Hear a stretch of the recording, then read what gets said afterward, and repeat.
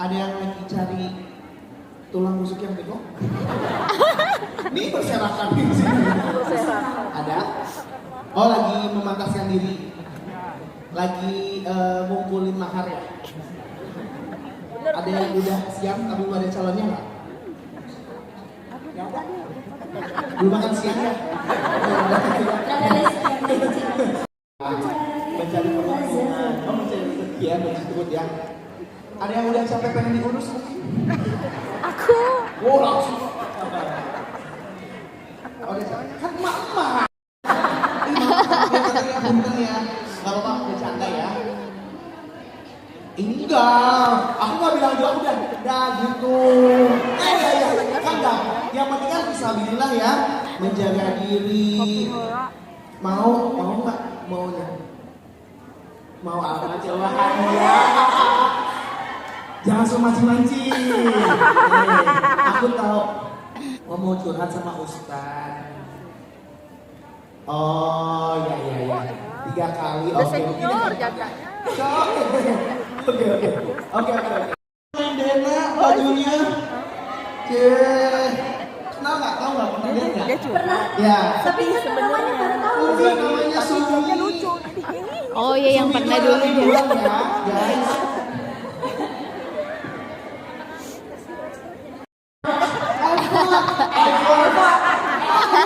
Soalnya tadi aku jalan, gak bisa aku kebakaran. Astagfirullah. Kebakar kenapa Sumi? Kayak gitu. Tadi kan aku ngebut. Ngebut. Panas. Ya Allah. Kita itu yuk. Kita udunan yuk 1000 untuk Sumi yuk. Biar dapat gamis baru ya. 1000 untuk Sumi mau nggak? Maunya umroh. Jangan. Dedek, itu kan cuma sebelah. Sini ke atas, sini ke Itu atas. kan cuma sebelah, mau nggak? Sebelah lagi biar kayak Reza gitu. Bina. Ih cantik banget. Masya Allah. Ini dressnya cantik sini. Harus pakai backside nih. Oh, iyalah ya. Coba ulang. Kita kan kembar, jadi kita Jauh. Siap. One, two, ayo. 1, 2, 3. Nanti bahasa. renda baru ini. Iyalah, oke. Sumi apa kabar sih? Mas ya kayaknya ya. Iya maksudnya kan itu selalu ngobrol gitu kan. Berdua gitu. Oke ada ya? Insyaallah. Jadi mungkin cerita sedikit ya untuk teman-teman juga. Boleh. Sebenarnya pernikahan yang kedua. Oh iya, nah. Istri saya meninggal setahun yang lalu. Bulan Mei 2023. Nah, terus suaminya meninggal bulan April 2020. Oh, Masya Allah. Jadi kami dipertemukan di kajiannya Ustaz Hanan Ataki yang 19 pekan yang lalu.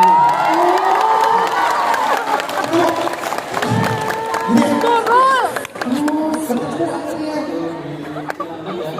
di Jakarta. Berarti sebelumnya misalnya kenal? Ada waktunya di depan. Oh sama ada yang kenal. Teman lama yang hadir pada saat bapak saya meninggal juga tahun lalu di bulan Oktober. Ya kami ngobrol-ngobrol terus ya akhirnya oleh lama saya itu dia bicara kalau pertemuan nanti akan coba diinfokan gitu ya. Tapi memang pada saat itu bulan Oktober benar-benar beliau sedang jadi ketemu langsung pada saat 19 November itu sedangkan di Sambung. Wih, definisi jodoh ketemu di kajian ya. Masya Allah, siap-siap kalian udah ketemu nanti. Coba lah. Amin. Insya Allah ya. Pokoknya semoga ya Allah tepuk tangan dong ya. Kan jadi inspirasi, jadi motivasi juga buat kita semuanya ya. Kita langsung. Amin ya Allah. Tahun ya amin ya. Amin. Amin ya Allah Pak. Amin. Ini Bapak siapa? Boleh pakai nama Bapak ya? Bapak Sugeng. Kalau istri tercintanya boleh minta pakai. Dengan ibu siapa? Maaf ibu. Nanti bentar sholat dulu Sama ya. Pak Sugeng. Sholat nanti ada Masya Allah. 40 tahun. 41. Membina rumah tangga itu rasanya bagaimana Pak Sugeng? Biasa aja Bu. Yang penting kita jalani. Dari belajar. Kalau ibu rasanya gimana dulu? Ya, tadi suka dengar ya pasti ya. Pasti. Tapi banyak suka kan. Masya Allah. Masya. Rahasianya dari mana ya? Hasil. Ada nggak tipsnya biar awet, langgeng, merawat cinta 40 tahun kan bukan suatu hal yang mudah ya. Betul. Sabar. Sabar, yang mau nikah 5 tahun itu sabar. 10 tahun sabar. Sabar kamu nih. Yang jelas saling memahami. Oh, saling memahami. Saling memahami kekurangan masing-masing. Jadi kekurangannya ya Pak ya lebih kayak mengerti gitu ya. Ya, memahami dan saling memahami. Tapi nanti kalau wanita di sini pada soleha semua ya, enggak Amin. ego ya ngasih. Yang penting kan perhatian, kasih sayang ya. Ya ngasih ya. Cukup lah. Mobil cukup, mobil itu cukup. Oh, Masya Allah. cukup ya kan jalan. Tahu nomor apa? Amin.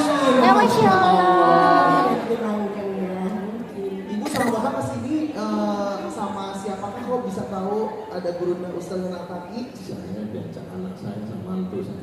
Oh, anak sama mantu anak-anaknya. Gimana Pak? Oh, mana mantunya? Assalamualaikum ya. Oh itu mantu kesayangan ya Pak ya. Masya Allah ya. Kita ada permainan. Kategori. Ya, kalau mau tahu ya. Oh, strategi. Siap ya. 1, 2, 3. Jawab, Pepe jawab. Jawab. Sabar kamu nih. Baru 2 bulan. Sabar. Sabar kamu nih. Baru 2 bulan ya. Ganti ya. Nanti nama Jawab. Tadi jawabnya apa Pak? Mau jawab apa? Tadi? Gak apa-apa, 2 bulan ya. Tepuk tangan dong. Yu'allimuhumul kitab. Kemudian ada lagi namanya misi wa yuzakkihim. Jadi ada misi tazkiyah namanya. Yang dalam bahasa yang lebih populer disebut dengan istilah tazkiyatun nafs. Tazkiyatun nafs itu bisa kita terjemahkan sebagai mental health. Mengajarkan tentang kesehatan mental, kelapangan jiwa, Itu kayak mantal. Jadi mau tidur. ketulusan hati, positive thinking. Maka sejak awal Nabi diutus itu Nabi sudah mengajarkan tentang kesehatan mental ini kepada para sahabat. Walaupun dulu tidak ada sebuah cabang ilmu tentang kesehatan mental. Pun di zaman Nabi memang tidak ada banyak cabang ilmu. Belum ada yang namanya ilmu akidah, ilmu fikih, ilmu tasawuf, dan seterusnya itu belum ada. Dia bentuknya itu ajaran dan nilai-nilai. Baru menjadi disiplin ilmu setelah Nabi wafat. Untuk menjaga ajaran yang diajarkan Nabi ini menjadi sesuatu yang turun-temurun. Kayak itu pun. Jadi kalau di zaman Nabi itu tidak ada tren membuat disiplin ilmu. Yang kita dengan logika kita, dengan perhitungan kita di situ suka protes. Kok gini ya? Apa maunya Allah? Kok jadi kayak gini? Harusnya nggak kayak gini. Kita ada semacam penolakan terhadap sebuah situasi karena kita meletakkan diri kita itu seolah lebih tahu daripada Allah tanpa kita sadar.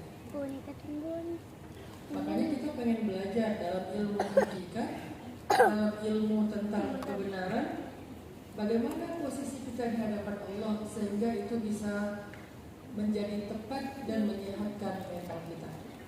Karena Bagaimana cara kita memandang ketentuan-ketentuan Allah dalam kehidupan kita? Bagaimana cara kita memandang keputusan Allah, sikap-sikap Allah kepada kita dalam kehidupan sehari-hari? Dan itu penting. Karena self-esteem itu sendiri adalah tentang bagaimana cara kita berdamai dengan kenyataan-kenyataan buruk, tentang bagaimana cara kita menyusun kembali emosi kita, menyusun kembali perasaan kita, dan bagaimana cara kita berperilaku kepada lingkungan di sekitar kita. Dan kita akan bahas itu dalam pembahasan mental health versi Islam. Saya ulangi lagi, bagaimana posisi kita di hadapan Allah, bagaimana cara kita memberikan harga dan nilai tentang diri kita di hadapan Allah, bukan cuma di hadapan manusia. Kalau di hadapan manusia, saya pikir teorinya banyak yang kalian bisa akses. Jadi saya nggak akan bahas ruang itu karena itu ruangnya para psikolog, ruangnya para psikiater medis, ruangnya para. Kenapa selama ini kita ngerasa kurang bisa menerima kenyataan? Jadi ada yang namanya self acceptance, penerimaan diri. Kita kurang bisa menerima kenyataan hidup. Sampai kadang-kadang kita nggak bisa menerima tentang fakta-fakta diri kita, fisik kita, atau keluarga kita, anak kita, takdir kita, karir kita bahkan nggak bisa menerima. Ada orang kadang-kadang mengeluh hanya masalah alis. Kenapa alis saya nggak mirip? Saya pengennya alis itu lurus. Kenapa alis itu harus dua? Saya kenapa nggak satu aja? Ada yang nggak ridho jadi laki-laki pengen jadi perempuan. Ada yang nggak ridho jadi sebagai perempuan pengen jadi laki-laki. Ada yang nggak ridho punya pasangannya kok gini. Sering loh orang yang ngerasa kayak salah jodoh. Banyak tuh. Kadang-kadang masalahnya sepele. Tadi gara-gara pasangannya kelamaan bikin alis ya. Akhirnya dia ada status aku kayaknya salah jodoh nih. Jadi kayak mengeluh tentang hal-hal yang sebetulnya bukan masalah, jadi keluh besar gara-gara dia nggak belajar itu, nggak belajar menerima. Bismillahirrahmanirrahim. Ya ayyuhan nasu antumul fuqara'u ila Allah. Wallahu wal ghaniyyul hamid. Ya ayyuhan nas antumul fuqara'u ila Allah. Wahai manusia, kalian itu adalah fakir di hadapan Allah. Fuqara, kita ini fakir. Dan Allah Ghaniyyun Hamid. Allah itu yang maha kaya dan maha terpuji. Sedangkan kita fakir, tidak punya apa-apa. Ini hakikat pertama yang kita perlu tahu tentang diri kita di hadapan Allah. Kalau kita meletakkan self-esteem kita di hadapan Allah sebagai ghani, sebagai orang kaya, justru akan membuat kita banyak banget ambil pasangan saya, padahal dia cinta sejati saya. Kenapa engkau ambil anak saya, padahal dia adalah buah hati saya. Selalu punya saya, padahal hakikatnya antumul fuqara, kita tuh gak punya apa-apa. Kita tuh fakir, gak punya apa-apa. Kita lahir ke dunia, kita bawa apa di dunia? Gak bawa apa-apa. Lahir dalam keadaan telanjang, gak bawa apapun. Kalau bawa sesuatu pasti dituduh bayi anak. Lahir bawa gelang, bawa cincin, lahir bawa kunci mobil. Bayi aneh itu. Kita lahir bahkan gak membawa sehelai kain pun. Kita lahir istri, bukan ibu. Lagi pula takdir ibu saya pun sudah dituliskan pada tanggal sekian akan wafat di tempat sekian dengan kejadian apa. Waktu itu ibu saya meninggal dalam musibah tsunami di Aceh. Ibu saya, kakak saya, ya udah ditakdirkan kayak gitu. Bahkan saya bersyukur Allah mengambilnya dengan cara yang baik, yaitu mendapatkan pahala syahid. Karena meninggal tenggelam itu dapat pahala syahid. Oh, tenggelam. Walaupun nangis, kan bagi anak laki-laki ibu first love-nya ya. Dan bagi anak perempuan harusnya ayah adalah first love. Anak gue dua Ibu itu bagi saya first love-nya. Walaupun gue mandiri ya. Jadi anak laki-laki yang milik ibu, anak perempuan yang milik ayah, biasanya itu pasti dia dekat banget. Saya paling mirip dengan ibu saya. Tapi jangan bilangin ibu saya. Bun, artinya mana bun? Versi ceweknya. Makanya Mariam sama dia itu paling dekat sama saya. Lebih dekat sama saya daripada dengan ibunya. Jadi artinya Allah mengambil kembali visual saya, orang yang paling berharga dalam hidup saya, pejuang hidup saya, inspirasi hidup saya.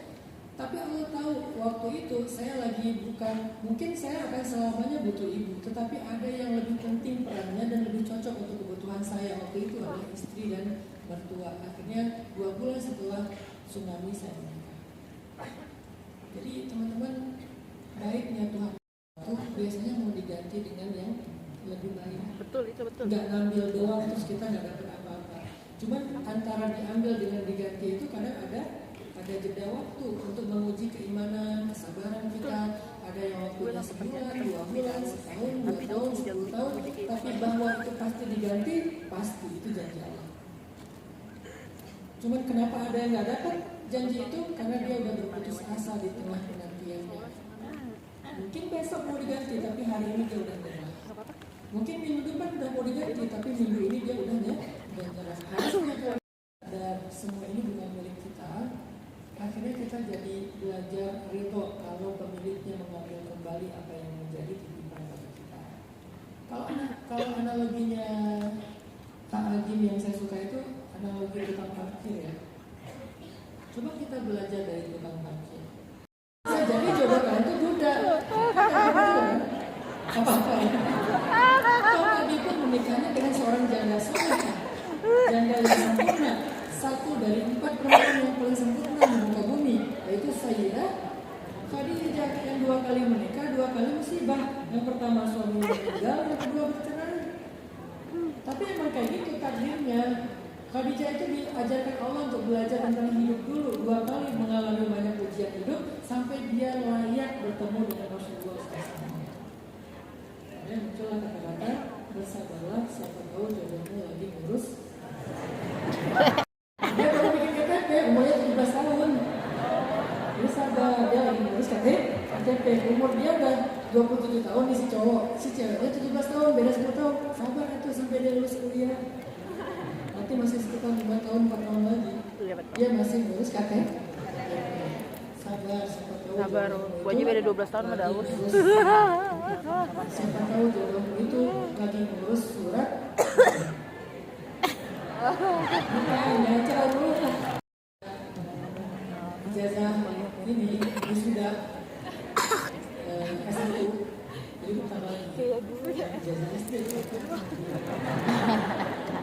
Jadi teman-teman, kalau kita sadar bahwa kita itu bodoh, kita boleh aja merencanakan yang terbaik versi kita. Tapi kita nggak boleh merasa lebih tahu dari Allah. Allah, saya pengen begini, kayaknya ini yang terbaik buat saya pengen masuk kampus ini, kayaknya ini kampus akan bikin saya sukses. Bukan karena kita sibuk, bukan karena kita capek. Kita ninggalin sholat karena emang Allah nggak mau ketemu sama kita.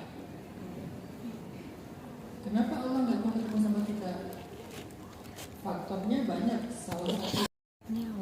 Jadi kalau kita pun sholatnya itu kayak nggak ketemu Allah.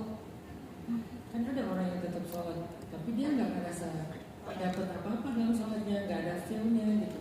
Sholatnya cuma gerakan aja, nggak ada khusyuknya, nggak ada rasa iman kepada Allah, nggak ada rasa dekat dengan Allah. Itu kan sama kayak nggak ketemu kan, cuma hadir tapi nggak ketemu. Kayak ibarat kita datang ke tempat orangnya tapi nggak ketemu orangnya. Itu orang yang sholat tapi nggak khusyuk. Jadi itu yang ada hijab antara kita dengan Allah. Dan hijab itu dalam bahasa Al-Quran disebut dengan ghana.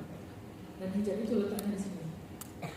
Bukan di depan kita, bukan di mata kita, tapi di hati kita. Kanlah bal ghana ala qulubihim.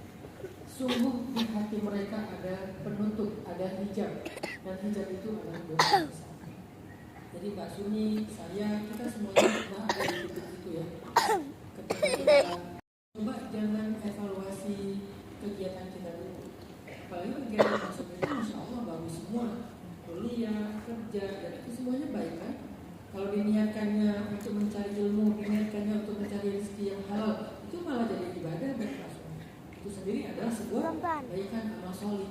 Jadi nggak mungkin amal soleh menghalangi kita dari amal soleh. Nggak mungkin satu kebaikan menghalangi kita dari kebaikan. Nggak nyaman mulai diremehkan, selalu diremehkan benar-benar ditinggalkan sampai nggak ada keinginan sama sekali. Dan itu tuh bertahap teman-teman. Jadi setiap kali kita udah mulai merasakan khair, anta terkasyar kata para ulama. Awal dari semua kebaikan itu adalah tinggalkan dosa. Jadi Mbak Sumi, teman-teman sekalian, ini juga muhasabah buat diri saya sendiri. Kita kayaknya emang nggak cukup istighfar sehari 100 kali kayak Nabi. Nabi itu istighfar 100 kali nggak punya dosa. Nggak punya dosa aja 100 kali, 70 sampai 100 kali. Dan istighfar Nabi sekali aja itu lebih powerful daripada 1000 kali kita. Karena istighfarnya itu mindfulness banget gitu. Kalau kita kan istighfarnya istighfar lisan doang kan, nggak mindfulness kan. Astagfirullah. Tapi Allah pengen ketemu kita tanpa hijab. Maka butuhkan dulu hijab-hijab dosa. Jadi Mbak Sumi, coba Mbak Sumi jawabkan sekarang istighfar 1000 kali sehari. Dan 1000 kali setelah saya itu kalau bacanya astagfirullah, itu kurang lebih sekitar 15 menit doang kok. Nggak lama ya. Sambil jalan boleh, nggak perlu waktu khusus. Nanti Mbak Sumi kalau udah 40 hari melakukan istighfar, saya yakin Mbak Sumi akan mendapati keadaan sholat Mbak Sumi jauh lebih baik dari sekarang. Karena saya juga pernah disebutkan, ini saya pernah membahas ini dalam kisah cinta ya.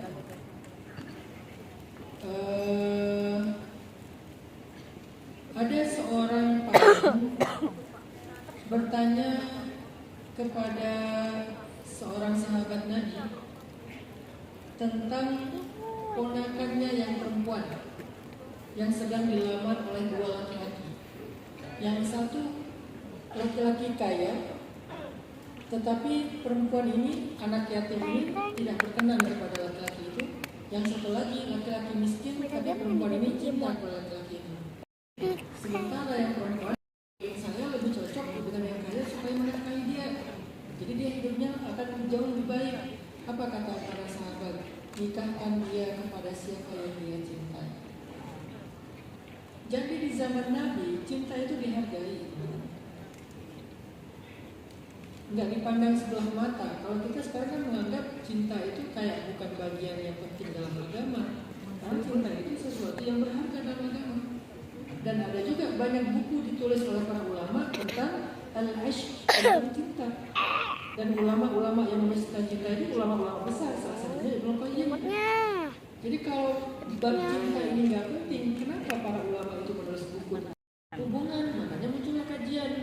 Kalau dianggap ngaji kok cinta terus, bukan cinta terus. Ada ulama yang fokusnya akidah, ada ulama yang fokusnya ibadah, ada yang fokusnya dengan daily life. Saya fokusnya dengan daily life-nya anak muda, supaya hidup mereka juga lebih sesuai dengan syariat Allah. Mau masalah mental, masalah karir, masalah hubungan, masalah entertain. Jadi bukan berarti kita mengabaikan hal yang lain. Kan ini beda porsi